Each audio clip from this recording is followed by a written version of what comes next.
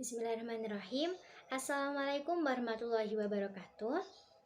Kami dari kelompok C, mata kuliah strategi pembelajaran, dengan anggota kelompok yang pertama Khairiyatul Fitriyah dengan NIM 210 103 110059, yang kedua Faikatun Nisa Yundai Siswayanti 210 103 110057, yang ketiga, Fidila Alda Fuadia Sakinah dengan NIM 210 103 110056.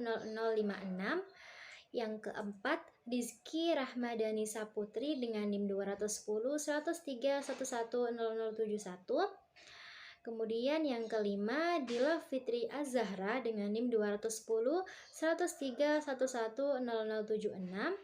Yang keenam, Alfi Rahmatul Barokah dengan NIM 210 103 110078. Dan saya sendiri Saadiatul Lukba dengan NIM 210 103 110067.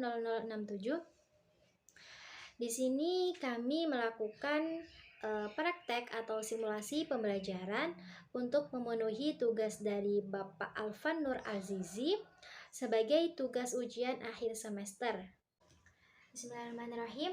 Assalamualaikum warahmatullahi wabarakatuh. Selamat pagi semuanya. Gimana nih kabarnya hari ini? Alhamdulillah, luar biasa. Tetap semangat. Allahu Akbar. Yes. Alhamdulillah semuanya sehat. Gimana nih? Udah siap belajar semuanya? Wah, semangat sekali. Sebelum belajar kita berdoa dulu ya. Supaya apa yang kita pelajari ini bisa bermanfaat bagi kita semua. Amin. Berdoa mulai. Berdoa selesai. Baik, selanjutnya Ibu minta satu saja dari kalian menyebutkan salah satu lagu nasional kita. Lagu nasional kita kan ada banyak. Ayo, Ibu minta cuma sebutkan satu saja. Yang mau menyebutkan silakan angkat tangan dulu ya. Baik, Nanda silahkan. Apa salah satu contoh lagu nasional kita? Iya, betul banget. Lagu Garuda Pancasila itu termasuk lagu nasional kita. Teman-teman pada hafal kan lagunya? Kita nyanyi dulu ya, bareng-bareng. 1, 2, 3. Nah, selanjutnya kita mulai pembelajaran kita ya. Hari ini kita akan belajar bahasa Indonesia. Bisa dibuka buku tematiknya, buku tema 7 halaman 1. Nah, di situ ada teks kan, ayo membaca. Judulnya Suku Bangsa di Indonesia. Ibu mau kalian baca teks tersebut. Ibu kasih waktu 15 menit deh buat membacanya. Nah, nanti setelah membaca, kalian boleh bertanya apa ada kata-kata yang masih belum kalian mengerti atau masih belum difahami. Nanti silakan bertanya ya. Baik teman-teman, udah 15 menit nih, udah selesai kan membacanya? Sekarang yang mau bertanya bisa angkat tangan dulu ya. Baik Nanda, silahkan mau tanya apa? Oh, slogan. Slogan adalah kalimat yang pendek, yang menarik, dan mudah diingat. Contohnya seperti muda menanam, tua memanen. Kemudian ada lagi seperti budayakan membaca walaupun hanya sebentar. Nah, sudah paham apa itu slogan? Oke, selanjutnya ada yang mau tanya lagi? Bisa angkat tangan dulu. Ya, Sylvie, silahkan mau tanya apa? Sensus penduduk. Sensus penduduk adalah jumlah penduduk yang ada pada suatu daerah dalam jangka waktu tertentu. Misalnya nih, pada suatu desa, misalnya desa Gedangan.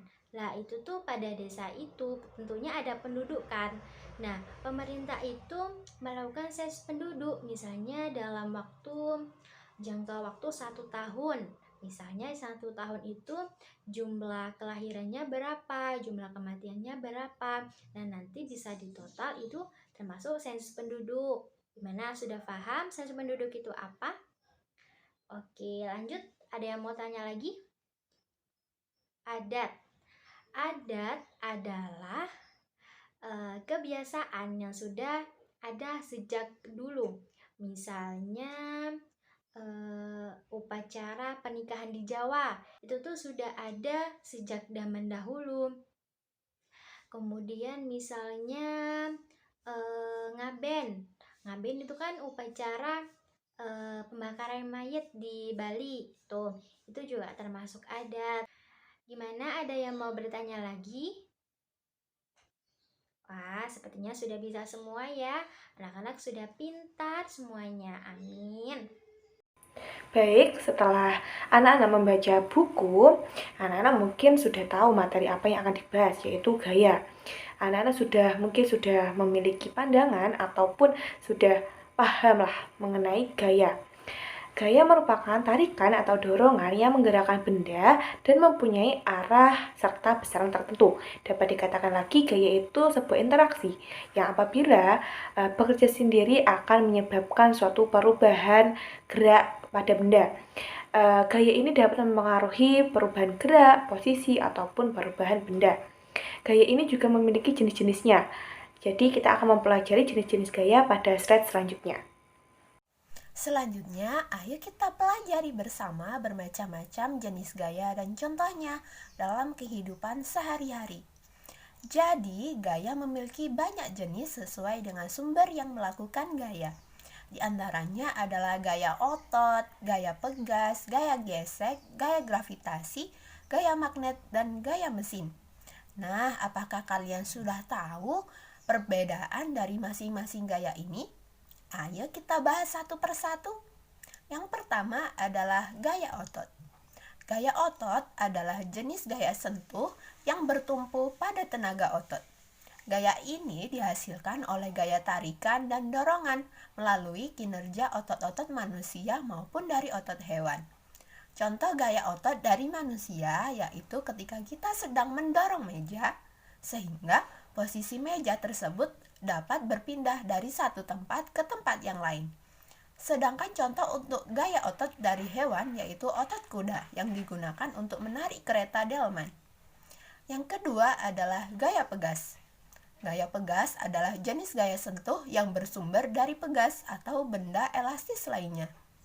Kekuatan gaya pegas ini ditimbulkan oleh karet atau pegas yang direnggangkan karena bersifat elastis.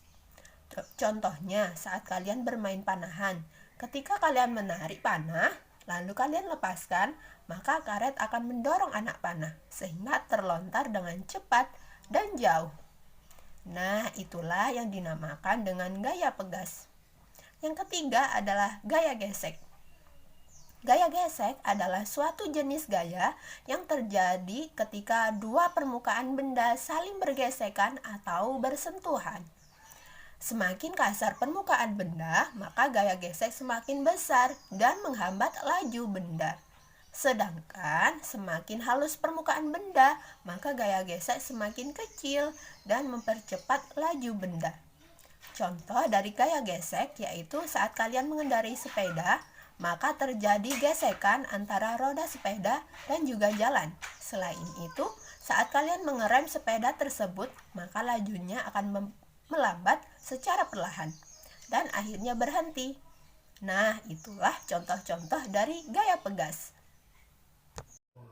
Halo adik-adik, kali ini Kak Alfi akan menjelaskan tentang gaya gravitasi, gaya magnet, dan gaya mesin. Baik, yang pertama gaya gravitasi. Gaya gravitasi adalah suatu gaya yang dapat terjadi karena adanya gravitasi bumi. Dengan adanya gravitasi bumi, semua benda yang ada di bumi ini dapat jatuh ke permukaan bumi. Seperti contoh kita yang sedang menapaki tanah, karena kalau tidak adanya gravitasi bumi, maka kita akan melayang di udara seperti di luar angkasa. Maka dari itu di luar angkasa, kenapa semua benda dapat melayang? Ya karena tidak ada gravitasi bumi.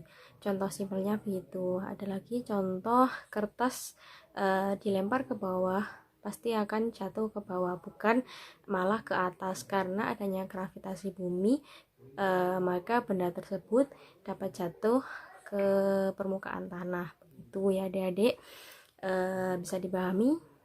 Baik, kalau bisa dipahami, kita akan lanjut ke gaya kedua, yaitu gaya magnet.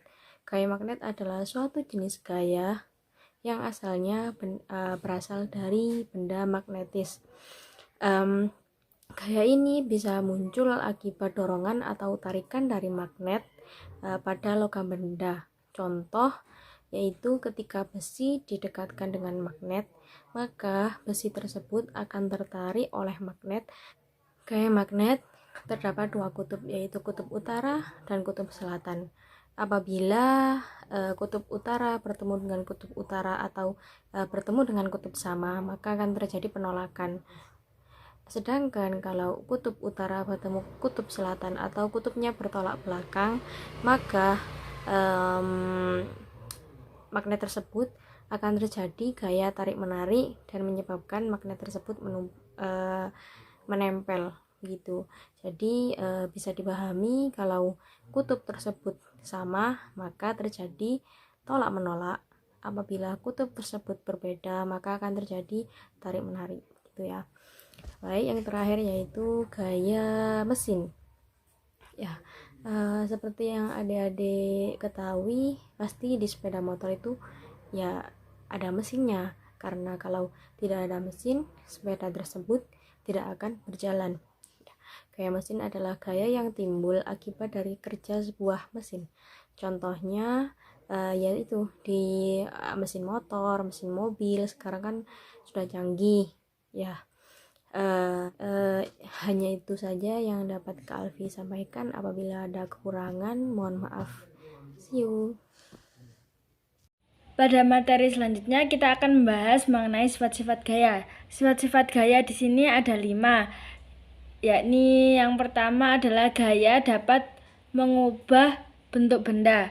Maksud dari gaya dapat mengubah bentuk benda adalah gaya tersebut memberikan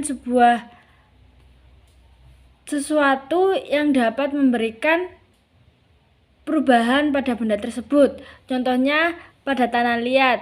Tanah liat kan jika diberi gaya dapat merubah bentuk dari tanah liat tersebut jadi berbagai macam. Kayak dari sebenarnya dari tanah liat dapat dijadikan gelas, guci, vas, dan lain-lain. Yang kedua, gaya dapat mengubah arah benda. Nah, maksudnya adalah gaya dapat mengubah arah benda yang bergerak. Benda yang bergerak dapat berubah ke arah lain melalui gaya. Contohnya seperti pada permainan sepak bola. Ketika seseorang menendang bola ke arah kiper, kiper dapat mengubah kembali arah bola tersebut, misalnya ke arah pemain A. Pemain A menendang bola ke arah kiper. Nah, kiper menendang bola ke arah pemain B. Nah, melalui gaya tendangan tersebut, kiper dapat membuat bola menjauh dari gawang dan dirinya. Yang ketiga, gaya dapat mengubah benda yang diam menjadi bergerak. Sifat dari gaya ini adalah dapat mengubah benda yang diam menjadi gerak karena adanya gaya tersebut. Contohnya seperti benda-benda yang ada di sekitar kita nih, seperti meja yang diam. Melalui gaya tarikan atau dorongan, meja tersebut pastinya kan dapat bergerak atau berpindah tempat. Baik anak-anak, Ibu sekarang akan menjelaskan tentang sifat-sifat gaya yang nomor 4 dan 5. Untuk yang keempat ialah gaya dapat mengubah benda bergerak menjadi benda yang diam. Melalui gaya, benda yang bergerak itu bisa menjadi diam. Contohnya apa? Ketika seseorang bermain bola basket, bolanya itu pasti kan dilempar-lempar. Berarti bola itu bergerak kan? Setelah ada seorang yang menangkap bolanya akan menjadi diam. Lah, itu contohnya bola yang semula bergerak itu menjadi diam. Itu contoh gaya dapat mengubah benda yang bergerak menjadi benda yang diam. Untuk sifat-sifat gaya yang nomor 5 atau yang terakhir, gaya dapat mengubah kecepatan gerak benda. Maksudnya apa? Melalui gaya, Benda yang bergerak itu dapat diatur batas kecepatannya. Bisa dibuat melambat atau bahkan lebih cepat. Contohnya apa? Contohnya seperti seseorang yang mengendarai mobil. Melalui gaya, mobil itu bisa diatur kecepatannya. Mobil bisa berjalan dengan sangat cepat maupun sangat lambat. Semua itu tergantung pada gaya yang diberikan oleh orang yang menyetir mobil. Sekian penjelasan dari Ibu Guru. Selanjutnya akan dijelaskan oleh guru selanjutnya. Nah, anak-anak, tadi kan kalian sudah mendengarkan penjelasan mengenai sifat-sifat gaya. Selanjutnya, mari kita membahas tentang ayo mengamati. Nah, di sini kan banyak gambar ya. Yang pertama ini pertanyaannya, apa yang menyebabkan mobil pada gambar di samping itu dapat bergerak? Nah, mobil itu dapat bergerak karena didorong oleh seorang laki-laki. Nah, saat dia mendorong mobil, dia menggunakan gaya otot. Jadi, mobil itu bisa bergerak karena adanya gaya otot. Nah, yang kedua, apa yang menyebabkan lampu dapat menyala? Di sini kalian ada yang tahu nggak jawabannya apa? Nah, jawabannya adalah lampu dapat menyala karena ada aliran listrik ketika saklar dinyalakan. Nah, yang ketiga, apa yang menyebabkan jarum menempel pada batang magnet? Nah, jawabannya adalah jarum dapat menempel pada batang magnet karena ada gaya magnet yang bisa menarik benda-benda yang berbahan besi seperti jarum tersebut. Nah, nomor 4, apa yang menyebabkan buah jatuh dari pohon? Nah, buah jatuh dari pohon itu karena ada gaya gravitasi bumi. Dan yang terakhir, apa yang menyebabkan kursi mudah dipindahkan? Nah, kursi itu mudah dipindahkan karena adanya gaya gesek antara kaki kursi dengan lantai. Nah, itu saja yang dapat Bu Guru sampaikan. Kurang lebihnya mohon maaf. Wassalamualaikum warahmatullahi wabarakatuh.